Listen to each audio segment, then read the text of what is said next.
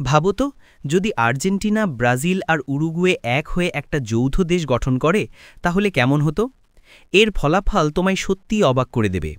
আয়তনের দিক থেকে এই যৌথ দেশটির মোট আয়তন হবে প্রায় ১,৩৭,০০০ বর্গ কিলোমিটার, যা হবে বিশ্বের তৃতীয় বৃহত্তম দেশ, রাশিয়া এবং কানাডার পরেই। জনসংখ্যার দিক থেকে এই নতুন যৌথ দেশের মোট জনসংখ্যা হবে প্রায় ২৬,৪৫,০০,০০০। ধর্মের দিক থেকে এই দেশটির প্রায় ৮৫% মানুষ খ্রিস্টান, যার মধ্যে অধিকাংশই রোমান ক্যাথলিক। বাকি মানুষদের মধ্যে থাকবে নাস্তিক, প্রোটেস্ট্যান্ট এবং অন্যান্য ধর্মের অনুসারী। অর্থনীতির দিক থেকে এই নতুন দেশটি হবে দক্ষিণ আমেরিকার এক অপ্রতিরোধ্য শক্তি।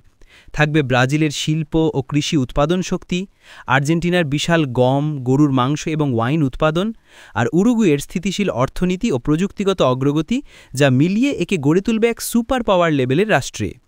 ভাষার ক্ষেত্রে পর্তুগিজ হবে প্রধান ভাষা, তবে স্প্যানিশও ব্যাপকভাবে ব্যবহৃত হবে। দুই ভাষাই একে অপরের সাথে এতটাই মিল যে জনগণের মধ্যে ভাষাগত সমস্যা প্রায় থাকবে না।